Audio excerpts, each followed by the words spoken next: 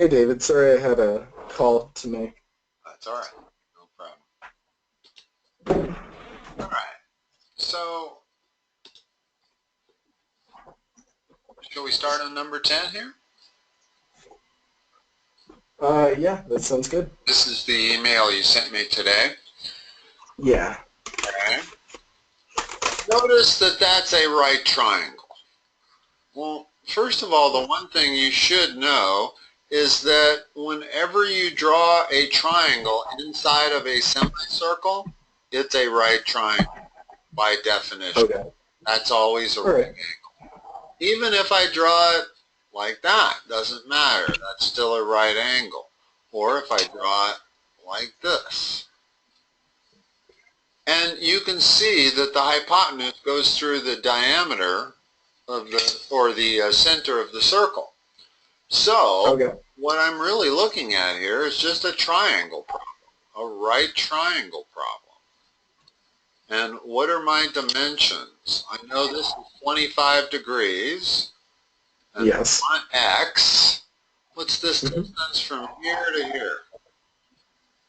That would be 24 inches. Okay. Now you have an angle and a side. I can use trig to solve for X. What relates this angle, 25 degrees, to both X and 24? Which trig function?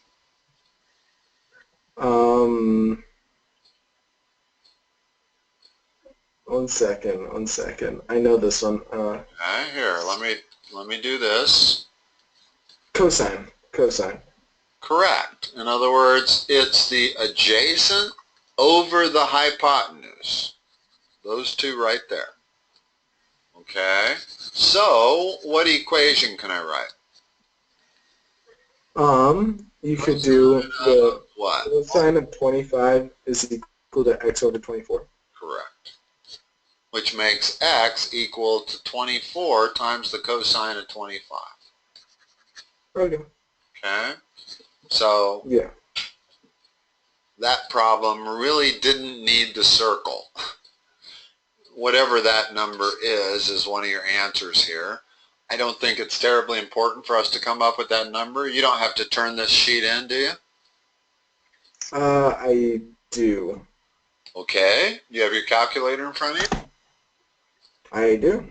Let's make sure we come up with these numbers then. What's 24 times cosine of 25? It should be one of these answers on there. Probably we got 21.75. Yeah. Yeah. Okay. Cool. All right. Let's look at number 11. Always start these problems out with the general formula, which you did here. The area of this regular polygon is equal to 1/2 the apothem times the length of the side times the number of sides. Now fill in everything you can, and it should be one variable left. And then we're going to solve for that variable. They want the apothem. So I'm assuming I'm going to have the area, I'm going to know the side length, and I'm going to know the number of sides. So they gave us the area, so I can certainly fill in 346.86 for A. The apothem is what we're trying to solve for, so I'm going to leave it as little a. What's the side length and how many sides are there? There's 6 sides and the length is 12.3 feet. All right. Notice that we came up with an equation that only has one variable. Yes. So I can immediately take that 1/2 times 6 and turn that into a 3. So now my apothem is going to be 346.86 divided by 3 times 12.3, which is 36.9. Why didn't you multiply the 12.3 and 6 before you divided it? because I could simplify it. In other words, I had 1/2 and a 6.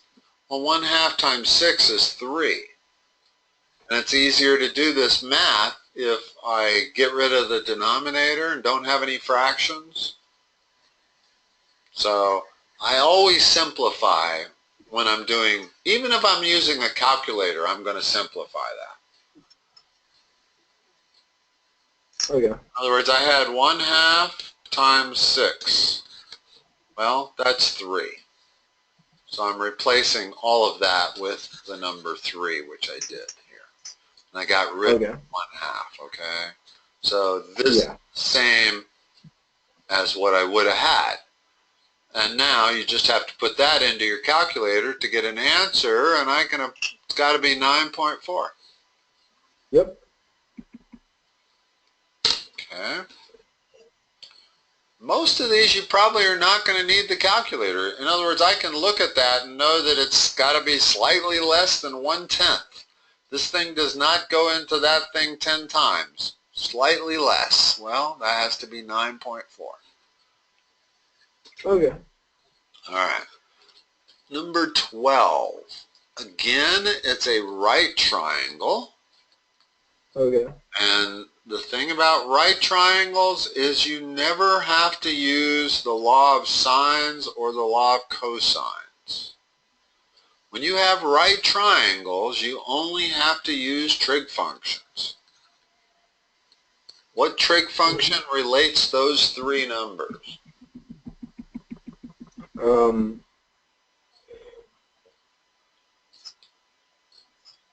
That would be sine.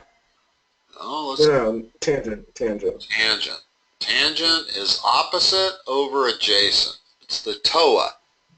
Okay, so opposite over adjacent. So the equation I can write is the tangent of x must equal 36 over 47.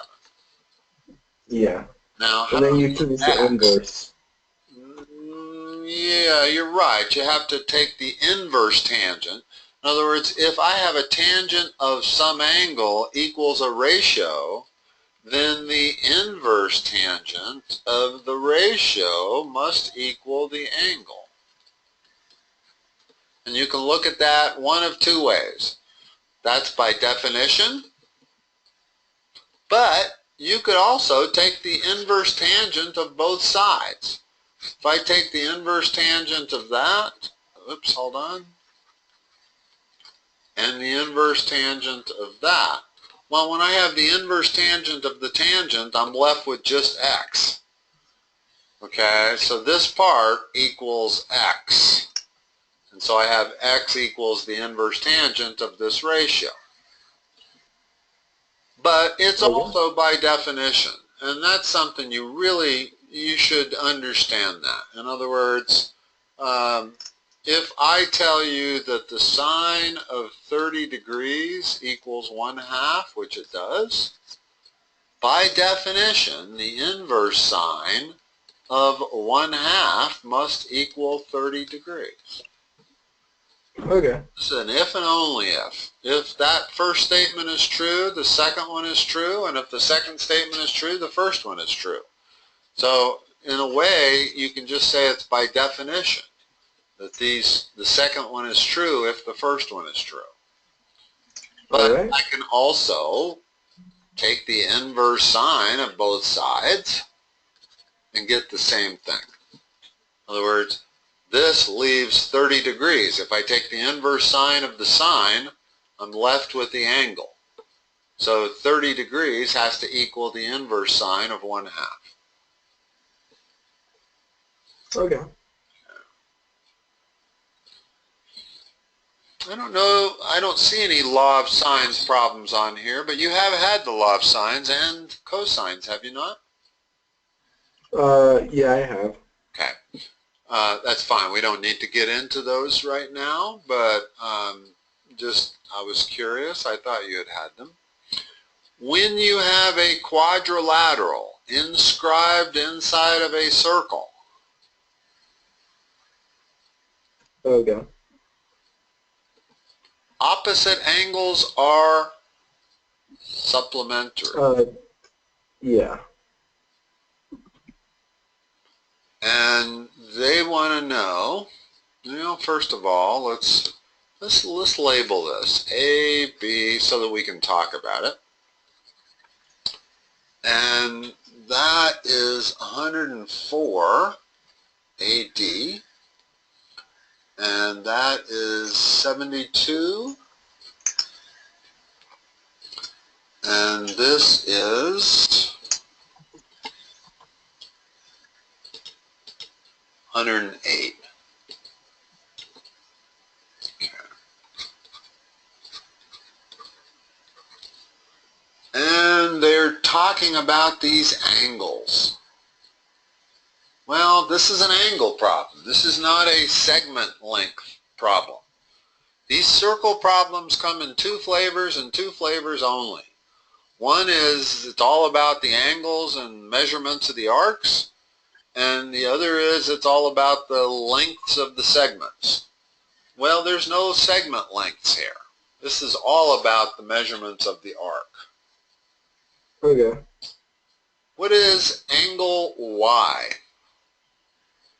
Angle Y is 106 degrees. No, it's going to be half. Oh, excuse me. Yes, I'm sorry. Yeah, it's half of the arc BAD, right? Yeah. In other words, Y is equal to 1/2 of the arc that it intercepts. And in this case, it is arc BAD.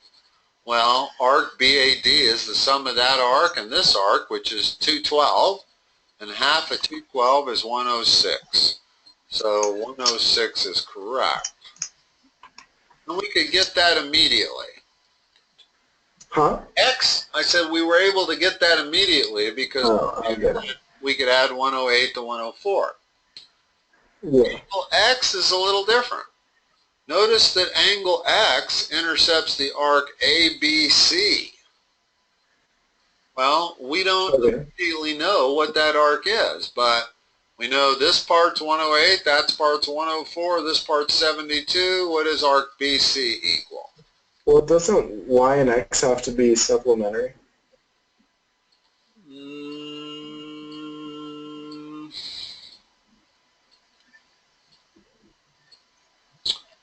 No, I don't think they, probably. Let me figure out what BC is first. That's 212, 284. So this has to be 76. And now X has to be half of this full arc.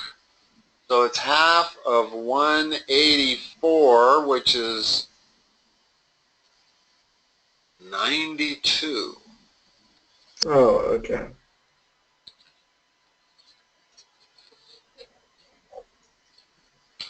What has to be true is the opposite angles have to be supplementary.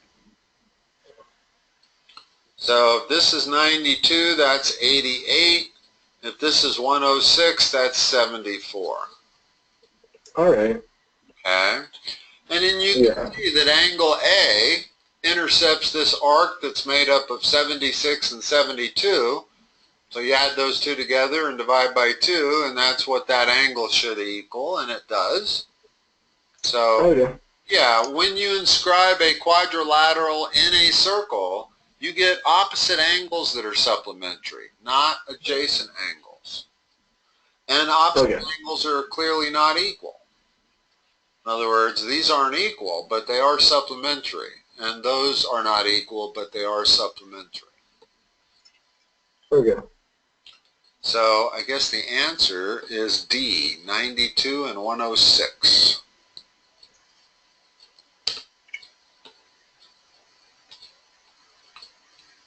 Okay, let's look at the next one here. Determine X here. And again, is this an angle problem or a segment length problem? This is an angle problem. Yeah, everything's labeled in degrees. It's basically a tangent line intersecting with a secant line like this. And that's 119. And they want x, and they give us the angle. So starting with the angle 26, give me the general formula. What is 26 have to be equal to? Well, I know x has to be 119 degrees minus 26 divided by 2. Well, let's do it. Start with the angle 26. 26 has to be half of the big arc minus the little arc. Well, the big arc is 119. The little arc is x. So that's how you set up the equation. In other words, start with the general equation. The general equation is this angle is 1/2 of the big arc that's intercepted minus the little arc.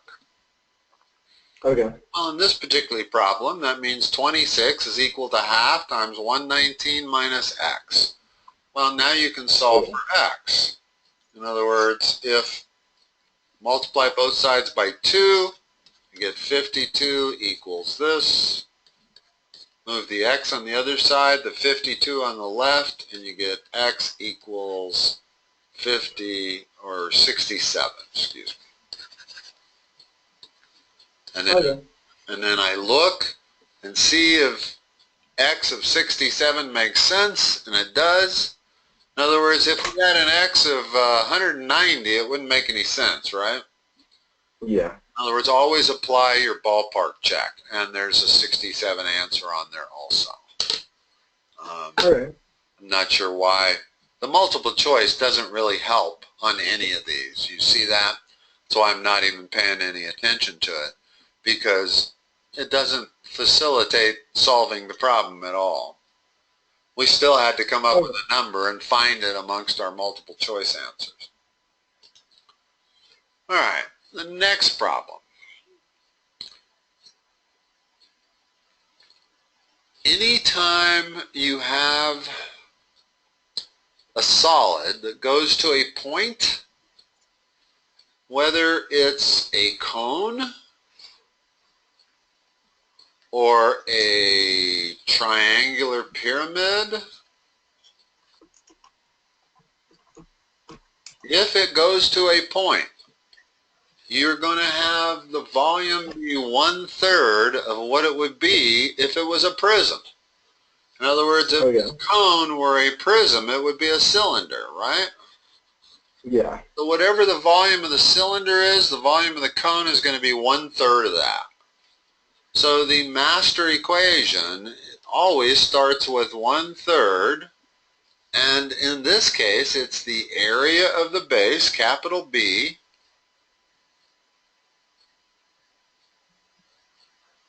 times the height measured from the middle of that pentagon to the vertical height.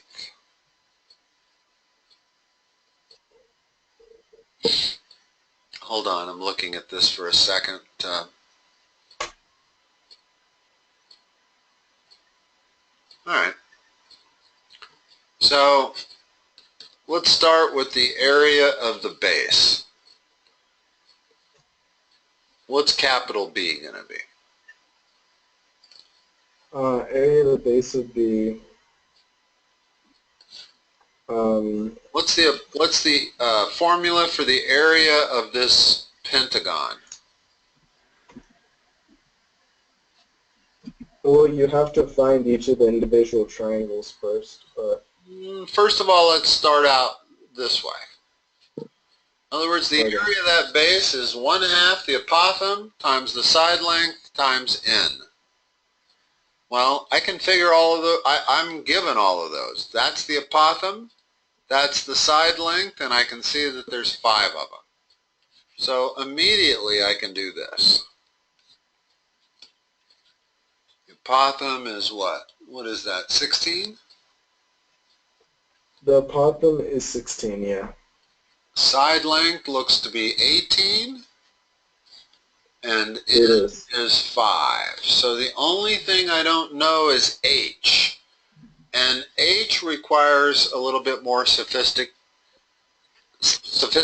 algebra because they have not given us H. They've given us 34. But notice that that 34 is the hypotenuse of a triangle.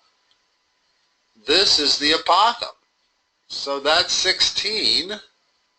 That's 34. If I can solve for H, I can go back and solve for volume.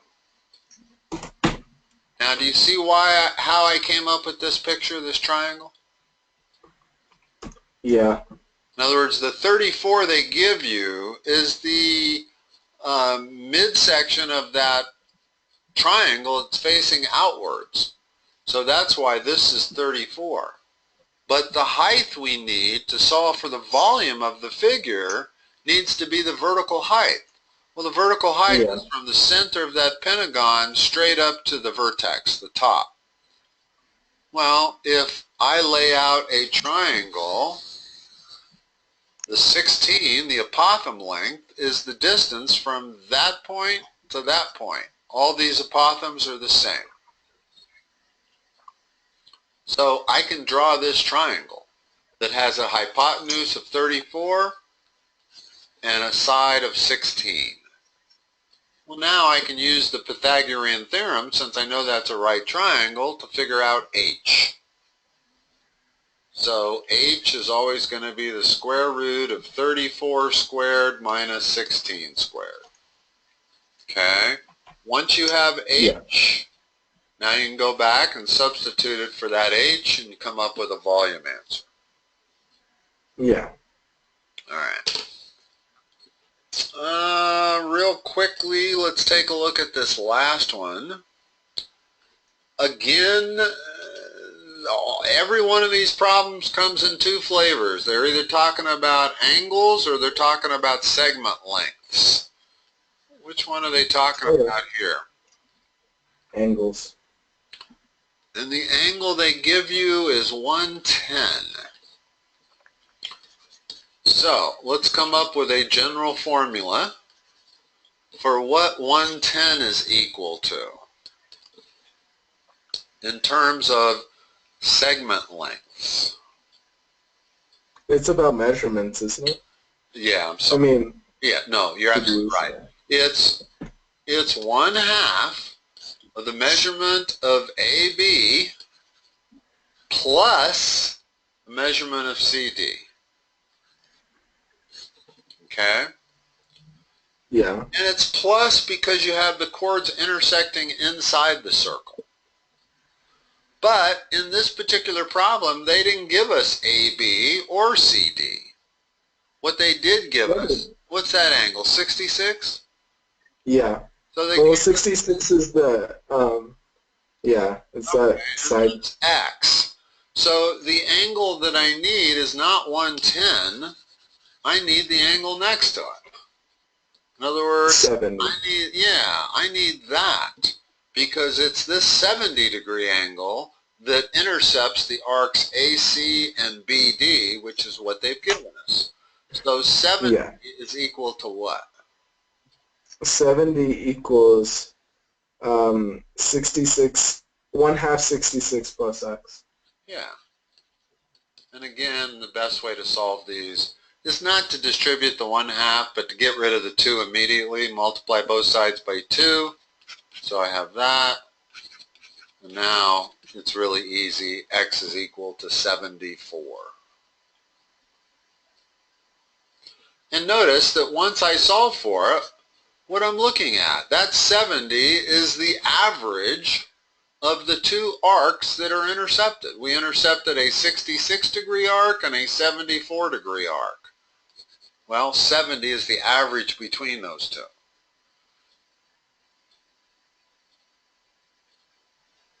All right, Mark, gotta go. I think we have an appointment tomorrow, right? We don't, I don't think. No, we don't. This is our last one. When's your final? Is it your final tomorrow? Yep. All right. Well, this is the last one for a while then, huh? Yeah. Well, good luck on your final. Maybe I'll see you this summer. I'm going to offer All right. kind of a summer tutoring package that a lot of my students, it's 4 hours of tutoring for $80.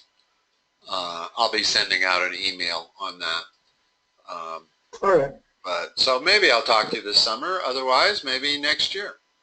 So All right. either way, have a good summer, and talk to you later. Good luck on your final. Thank you, Nick.